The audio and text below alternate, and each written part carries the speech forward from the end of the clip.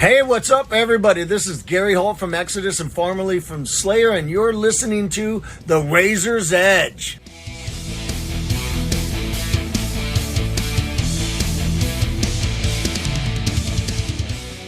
I'm Chris from The Razor's Edge, and I'm joined by Chris from the face melting Shrapnel ahead of the release of their new album In Gravity, which drops on the 31st of May. Thank you so much for joining me today, dude. How are you doing? I'm very well, thank you, man. How are you? I'm doing very well, thank you. Not many people ask me that, so it's nice to be asked. Cool. So I just want to start off with a very specific point. This is a weird connection. I saw you guys at the Griffin in Bristol a couple weeks back. Oh, were you there? I was Nice. there. You guys were doing the Black City Records birthday weekend Oh, bash, amazing. basically. You had a bit of a preview of some of the new material live then. Yeah, oh yeah, I was going to ask how much of the new album made it into the set. Most of it. Nice.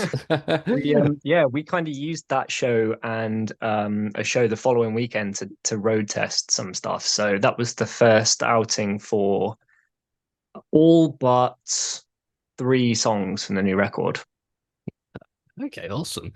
Yeah, I thought you guys were great that night. So when I got the email asking if I would interview you guys, I was very happy to do so. It's just a very happy coincidence. So I saw those Oh, guys just amazing. the other week. Awesome. So how did you guys get end up getting booked for that show? We got an email from John at the Griffin. Oh, I want to say nearly a year ago now, and we couldn't do it because of Chris, our drummer, also plays for Gamma Bomb, and he just wasn't available. He was out of the country, and basically we just got a follow-up email just saying like, when can we get you guys over? So yeah, that date was free, and we were happy to get back over. We haven't played the Griffin in Bristol for I want to say like 6 or 7 years now. Wow. So it was cool to come back over. Yeah, I mean, I'm there most weekends, so if you ever come back, I'll probably still be there. Right, But it's cool. it It's was a cool little venue, yeah. oh yeah, I love it. It's amazing. It was almost like a Bloodstock alumni that night because we had you guys, we had Wretched Soul, we had Reprisal. I've seen all three of you guys tear up Bloodstock Festival before. Had you played with any of those guys before? Yeah, definitely. I actually know both of those bands mostly from playing a festival in Norwich called Thrashosaurus, where both bands played a few times. So um, yeah, Wretched Soul we've played with a bunch of times, um, and Reprisal we've been on festival bills with a couple times as well. But yeah, I know Ollie, their guitarist, quite well, and the funny thing about Wretched Soul is that everybody thinks that Chris, the singer, and Jay, our old singer, they always got those two confused because they look pretty identical. Um, so yeah, Chris was saying at that gig even that people still confuse him with Jay. How many Chris's have we mentioned so far? There's Oh, me, there's a there's few you, more, man. There's a few. there's another one in your band, and then there's that Chris. Bloody hell. Yeah. Most common English name or something it's got to be. Uh, cool. So we've mentioned Bloodstock a few times. I know you guys played there in 2021, I believe, was the last Yeah. time you were there, which I always tell people is the best Bloodstock I've ever been to. Oh, man. You've played it, what, I think three times at this point? Yeah. Yeah, we did 2010 we did the New Blood stage from Metal to the Masses. We won the London heats. That was only 6 months into us being a band. I think we won that. So yeah, we're talking early days there. And then we played in 2000, I want to say 13, where we played second or third on the Sophie Lancaster stage, on the second stage. And then yeah, 2021. Nice. Cool. Was playing the New Blood only 6 months into the band? Was that like a massive like head fuck? Like, fuck, we're playing Bloodstock. Yeah, so we did the Metal to the Masses 6 months in, and then yeah, it was like um we must have won that in the February and then played in the no, so we won it in the May and played in the August, and yeah, it was insane. And just after we won the Metal to the Masses, we got the chance to open for Sepultura as well. So yeah, that was a mega exciting time. Yeah, I can imagine. That's amazing. How's a festival show compared to a more intimate venue? I think they both have their ups and downs. Intimate shows tend to have a little bit more energy, and they tend to run a bit more smoothly. You usually Hmm. get a better sound on stage and things like that. It's a bit less of a rush normally. The festivals are pretty much get up and go and deal with the sound however it is.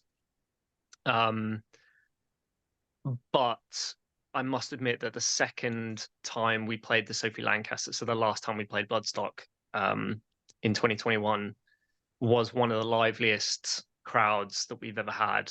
That was amazing. So that would probably go down as one of my favorite shows that we've ever done. So Yeah, I mean, Bloodstock just has that vibe to it, especially that year because, of course, they didn't have it in 2020. But I was literally just about to ask because the list of bands you've played with is insane. You've got Suicidal Tendencies, Death Angel, Sepultura, Exodus, and you've already said it, but I was going to ask, surely one of those is going to be your career highlight. But if it's Bloodstock, then yeah, I would say Bloodstock is well up there. I would say my second one though would be playing with Exodus at the Underworld, because that show was nuts. did you get to meet the guys from Exodus? Yeah. Yeah, Yeah. we've supported those guys twice now. Unfortunately, the second time Gary wasn't there because he was with Slayer, but the first time was yeah, Islington Academy, and we got to hang around with them backstage. And embarrassing story, Tom Hunting couldn't find a bottle opener for his beer, so I popped it open with my teeth and accidentally bit the top of the bottle off, and all the glass went in his beer. Fucking hell. I mean, well, there's a connection you're not going to forget anytime soon. Actually, one of my lecturers at university was in a band called One Machine, and Oh, they've cool, cool. they supported Exodus on a tour, and he said that those guys put so much into their performance that they would often come off stage and start vomiting from working so hard. Does that does that ring any bells? Did you see anything like that? Um, yeah, I mean, not the actual vomiting, but yeah, like afterwards they were done in, and rightly so. Um, yeah, it took them a while to recover and come out of the dressing room after they played, and um, yeah, they were exhausted. Yeah, I can imagine. I mean, we've Who is it also you know from One Machine, by the way? it was Jamie Hunt, I think was his name. Yeah, okay, cool. I know, Yeah, I know Jamie. Yeah, yeah, he was he's a like the he's a ESP guitars now. yeah, he's an incredible guitar player. So it was Yeah, almost man. like I don't know if it was a smart move like having him my lecturer because of course I was a metal guitarist and whatnot, and then of course I see him play and I'm like, how the fuck am I gonna do that? Yeah, But he's amazing. Jamie's actually who recently sorted us out with our ESP endorsements, so we know Jamie well. Yeah, he's a good lad. Yeah, yeah, awesome, awesome. I also read that you guys are doing a festival in France later this year. If I've got that Hmm. right. Yeah, That's awesome. When's that coming up? it's the 24th of August we're playing. So we were going to be in Europe all the way from the 3rd of August, where we were playing Metal Days, through to yeah, the 24th of August when we played in France, and we were going to kind of work our way all the way back through Europe. But unfortunately, lots of things have been cancelled and moved around. So we're just doing the France festival this year. Really looking forward to that, especially because Heathen are playing, and Cragen Blum has been a good friend for a while, and he played guitar on our Metallica cover that we did during lockdown. And yeah, I'm looking forward to seeing those guys. Awesome, awesome. I've heard from a lot of bands that, well, UK bands that trying to get shows in Europe going is a fucking nightmare right now for reasons I'm not going to disclose. But people know what I mean. Have you guys what have you had any roadblocks for trying to get shows going in Europe? It's difficult mainly because of the costs. Mm. Logistically, I don't think it's as bad as we expected it to be. We did a tour last summer. We did 2.5 weeks in Europe, and it went really well. Logistically, it was much easier than we thought it was going to be. But getting back over there at the minute's difficult because of costs. Even fly-in shows at the minute, flight costs are huge. And if you're driving over, the actual driving and stuff is okay, but getting fees and getting good support slots and things, it's really challenging at the minute. So yeah, making sure that you're doing it and not financially destroying yourselves is tough. Yeah, I can imagine. Do do crowds react differently in different places, or is metal just metal everywhere? Um, I would say, I mean, when we toured, I would say there was a bit more energy in mainland Europe. Um, and I would say everywhere we played on that tour was really great. Um, yeah, there wasn't any particularly dead audiences. You can get that a bit in the UK, but then you get up to Manchester and you come over to Bristol and you have some rages. So no, I think it's all still pretty good. Yeah, great. I've noticed we've become quite reserved as UK audience members in the last few years, and I don't really know where that's come from. I don't know. I definitely do notice it more. I mean, there's some cities like Manchester where you're going to have a great time regardless. But yeah, it's definitely some cities definitely are more into standing around and watching and enjoying a drink.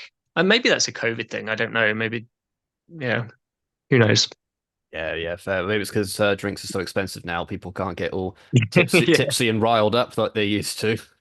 yeah. Have to drink at home before you come out. Oh, well, just don't tell anyone you're doing it. Cool.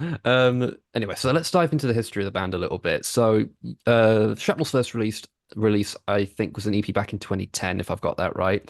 So you've been going for quite a good amount of time now. How did Shrapnel come to be? Yeah, so funnily enough, the whole reason we started was I got a Dave Mustaine guitar, a Dean Dave Mustaine signature guitar. I'd been listening to basically exclusively Kill 'Em All, Metallica, Peace Cells, and Rust in Peace, and wanted to just start a thrash band. Put up a post on a local musicians forum, if those things even exist anymore. And yeah, Nath responded pretty much straight away. He brought in his mate and fellow band member from other bands he'd been in, Adam, on bass. And we reached out to any singers and drummers that we knew. We both knew through various channels Jay, who worked with Chris who came in to play on drums as well. So through like forums and just reaching out, we found each other, and everything fell into place really, really quickly. Like I said, it was only within 6 months that we were supporting Sepultura and playing Metal to the Masses in London and eventually playing Bloodstock. And yeah, it was a wild ride at the beginning. Everything happened really, really quickly. Yeah, amazing. I'd love to see the look on Dave Mustaine's face if he found out that you got his guitar to play Metallica on. Yeah. Oh, that's amazing. So were those like the classic like Bay Area thrash bands? Were they like a really big key inspiration in the formation of Shrapnel? Yeah, absolutely. Yeah. I remember when we wrote that first EP, me and Nath, we went and we bought like 2 cases of beer and a few bottles of whiskey and the Nuclear Assault discography. And we locked ourselves away and we wrote the first EP just listening to Nuclear Assault and Megadeth and Metallica and um yeah, it was all built on that Bay Area stuff, with a bit of Sodom thrown in there as well. Nice. Most important question you've got to ask every thrash enthusiast, though. If it was a big five, who would you throw in? Exodus. Yeah, agreed. Definitely. A lot of people go Testament, which I can see the argument there, but I think Exodus had a lot to do with the early days of thrash metal for Yeah, sure. I would say. To be honest, I think slightly ahead of Testament as well for me would be Overkill. Oh, okay, interesting. Nice. Yeah, good shout though. Overkill are great as well.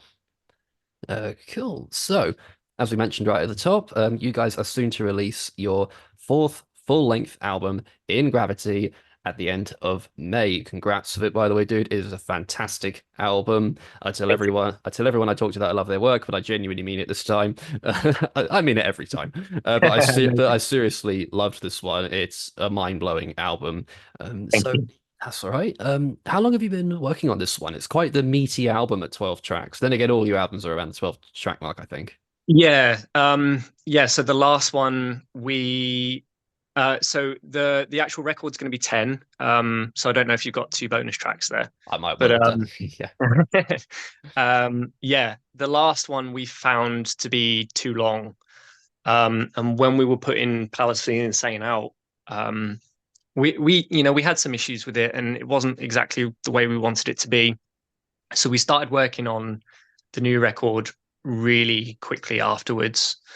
Um, but we knew what we wanted it to be shorter, um, much shorter than Palace, because Palace, I think it drags a little bit, and some of the choices in song structure and the actual structure of the record in terms of track listing wasn't quite where we wanted it to be. So yeah, we basically started straight away with wanting to fix everything that we didn't like about Palace. Unfortunately, it wasn't too long after Palace that Aaron had to step out with some mental health issues. But we had already started working on the new record. We demoed a few tracks with Aaron, and yeah, he wasn't loving the new stuff. He was not in a good place anyway. He had to step out. But we had a tour booked with Gamma Bomb, and we needed someone to jump in really quickly. We didn't want to stop the whole writing process because we were kind of on a roll with it as well. So we got Dan in for the tour mainly, so that we could go and play the UK tour with Gamma Bomb, and it just Dan just fell into place. He fit into the music. He fit into the whole dynamic with the rest of us, and it was an awesome tour. So we asked him straight away afterwards if he would join permanently, and yeah, he said yes. And then we got to work, and actually the rest of the record fell into place pretty quickly. We did like weekends here and there. We did weeks here and there. Finished demoing, writing, and then recorded the album ourselves. And we delivered it to the label. And then because of some waiting for Scott Kennedy to do his guesting because he was out on tour with Bleed From Within, because of someone else who let us down on another guesting, we had to wait a bit longer. And then because of delays with final production still, um, it's been 18 months actually since we delivered the record to it Oh, coming out now. wow. Was that quite a frustrating wait? Incredibly, Yeah. like incredibly frustrating. Yeah. Um, Although I would say it's been quite nice to live with it for so long and still be really happy with it. Um, like I said on the last record, even when it was being released, we were like, oh, I wish that was different. I wish we changed that. With this one, I don't think there's anything that any of us have said that we want to be different, which is a great sign, I think. Yeah, absolutely. I don't know. I've never thought to ever ask about this before, but how do you decide what songs become bonus tracks? Um, Usually, so we always plan to write more than we need. Mm. So on this one, we planned to have 10 or 11. We wrote 12. Um, we dropped it down to 10, and it's basically we try to come up with the best track listing. Um, and then it's either the things that we have shifted further and further back, they tend to drop off. But to be honest, with this one, it was so the two bonus tracks are two of the earlier ones that we wrote, and they just didn't age the same. I don't know. They didn't grow to be the same as the rest of the record. Although I do think one of them is a really great track, and it'll definitely see the light of day at some point. But yeah, like the other bonus track was just the weakest one when we had them all down in front of us. Okay, fair enough. Um, so this new album, I'm not going to say it's a radical departure for you guys, but it's definitely a different vibe than what you guys have brought to the table before. What made you guys think, let's change this up a bit? Um, I just think the need to modernize, and we've done three really straight up old school thrash records, and we didn't want to put ourselves in this box and pigeonhole ourselves where this is the only thing we're going to be able to do. We like other styles of music, and a lot of us are getting into more modern bands now as well. We really love Gojira and Bleed from Within, and um, it was time to do something new. Um, we wanted to modernize, and we also knew how strong Dan was as a singer, vastly different to Jay and Aaron, um, much more musically aware, much more just able to experiment a bit more. So, after we got started with the writing process and starting to demo some stuff, we just let him shine really, and we didn't have to go quite so technically riff heavy, and we could let the music breathe a bit and let Dan do his thing, and he's so impressive. So Mm. yeah, that was the main reason. Yeah, of course. Yeah, they were completely right. The vocals are a highlight on this thing. They're absolutely incredible. Were you kind of all thinking, "Oh, why haven't we done that before?" So we did try. We tried with Aaron, and I think if you go back and listen to Palace for the Insane, um, there's bits on even Might of Cygnus, and there's quite a few bits in like Future Sight and Begin Again where we tried to do that, but it wasn't for Aaron. That wasn't the kind of vocalist he was. And I almost feel bad really because we were trying to make him do something that it wasn't playing to his strengths. I kind of wish we'd have just let him do the straight up thrash thing. But yeah, there's definitely signs that we were leaning into that, and Dark Age as well. I mean, Dark Age is on the new record with Dan as well, but we released that as a single with Aaron, and you can see what we were trying to do, I think, and it wasn't within Aaron's range, and it wasn't within Aaron's strengths. And that's not to say Aaron's not a good singer; it just wasn't his style. Yeah, definitely. I love Dark Age, by the way. That song is awesome. It's so Thank you cool. very much. That's all right. I mean, I love the whole damn thing, but Dark Age in particular definitely stood out for me. I also read that this album was created during some hardship for you guys. I won't ask for specifics, obviously. But was this album a way to kind of help deal with all that might have been going on? Absolutely. The whole point of the record, the whole idea behind it is coping strategies. The album for us is a coping strategy. In the last 3 years have been awful. We've had divorce, and we've lost family members, and we've had life just completely flipped upside down. And all of us have struggled in various ways. And the lyrics, the whole record was therapy for us, really was. Um, the songs are all written off the back of those kind of events. They're all written with the exact things that we were thinking and feeling at the particular time. It's the most genuine record we've ever done, for sure. Um, but yeah, it is a coping strategy. It's about coping strategies, and it's about most of the shitty choices that we make when we're dealing with shitty situations. But was it ever mentally challenging to put that much of yourself into your music like that? I wish I'd done it on older records. It was it's been really, really useful and helpful, and like I said, therapeutic. Um, it's been great, and it's been great to share it with, from my perspective, it's been great to share it with my best mates. It's been really helpful. We've all gone through some really bad shit in the last few years. And it's bad shit that most people go through at some point. It just happens to have been compounded for us into the last 2 or 3 years, like for all of us.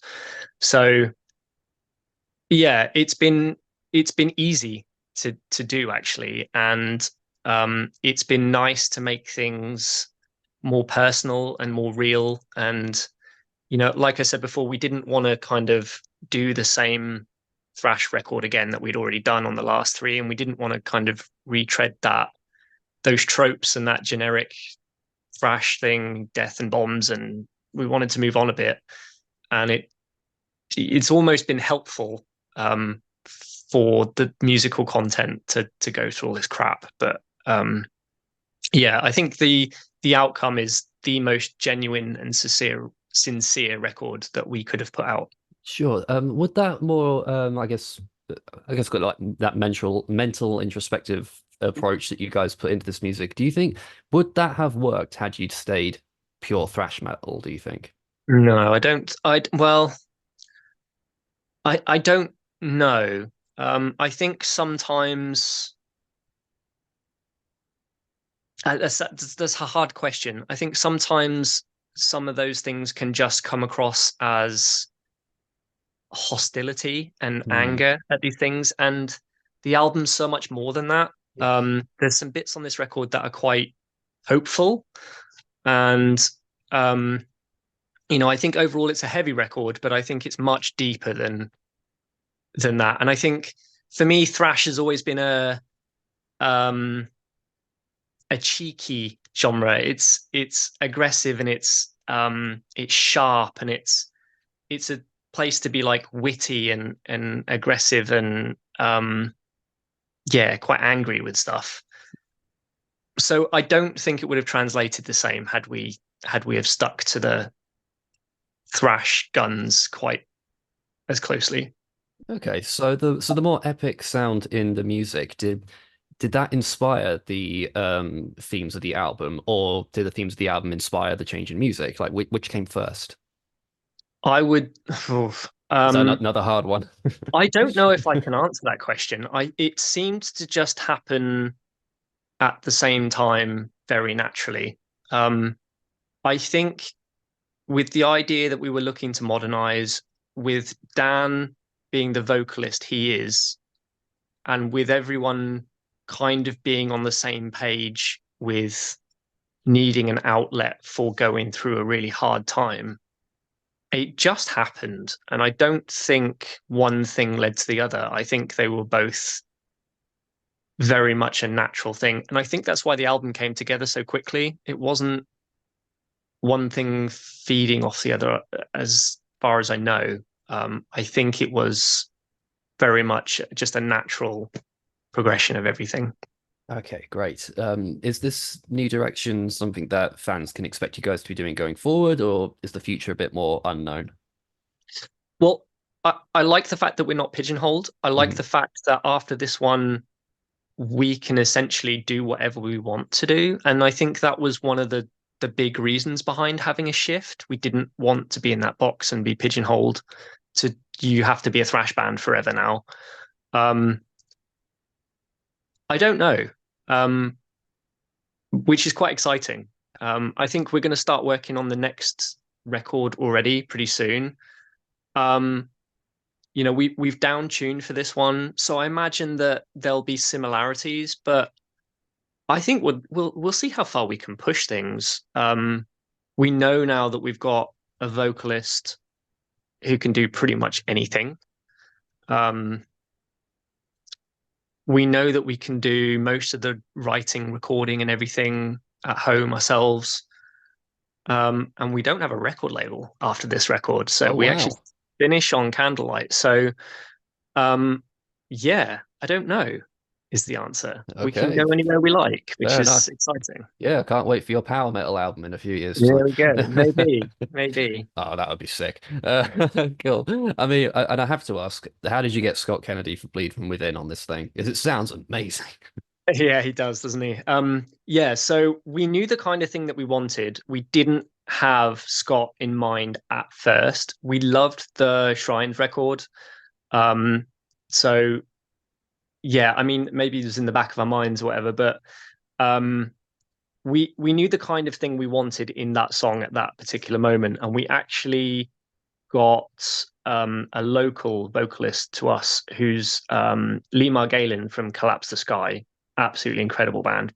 Everyone should check them out. Yeah. But we wanted him to be part of it. So we asked him to write us a part. He came in, he sang it and demoed it and everything.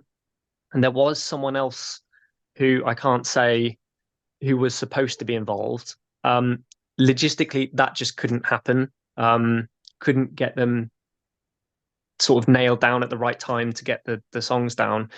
So our label manager heard the part that Lee sang and instantly made the connection to Scott. The sound is very similar. The approach and everything is very much up his street.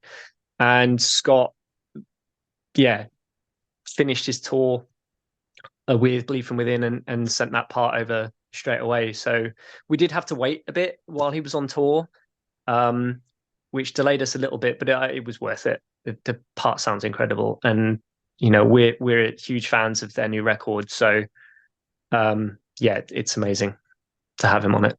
Yeah, definitely. Cool. So the album comes out, as we said, at the end of May, which feels like it's ages away, but about after 18 months, it feels like it's actually quite soon. It's very soon. Yeah. Yeah. Yeah. Which songs that haven't come out yet are you really excited for people to get to listen to? So I think there's two that spring to mind at the minute. One of them will be a song that we probably focus on quite a bit on release day, which is Breaker, which is, it's a banger. I think people are really gonna dig the main riff on that one. Big, huge chorus again. And the other one I think is Judgment, and that might be me being a bit biased because that's the one song that I really wrote primarily myself, but I think it has the biggest chorus on the record. I think it's one of the biggest, catchiest choruses we've done. It's an interesting song. The other one I'm interested to see what people think is Absolution, the last track. I don't know what people are going to think of that.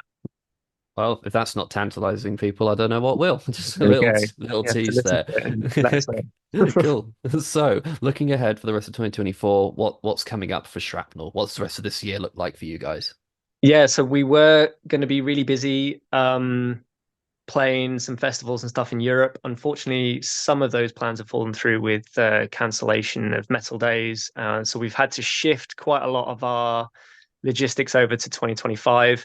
But we are still playing. We have a Norwich show in July 19th in Norwich. And then we are probably cracking on with the new record until we go to France in August for a festival. And we are currently looking at booking up the end of the year and well into next year. So yeah, next year is going to be the busy one for us. I wish we could have been busier sooner. Sure. Would have been nice to bring the record out with some live shows, but yeah, logistics are a nightmare. So we have to push things back a little bit, I'm afraid. It's all good. It gives people plenty of time to get familiar with the new album, basically. Yeah, you have to learn the lyrics ready. Yeah. Yeah, absolutely. Cool. So that's all I've got. So thank you again, dude, so much for joining me today. Amazing. And thank you for your kind words on the record. It means a lot. No worries. And for everyone watching, I'll just reiterate again, Shrapnel's new album, In Gravity, drops on May 31st. Get that date in your diaries. It's a fantastic album. I've been Chris from The Razor's Edge, and we'll see you all in the next video.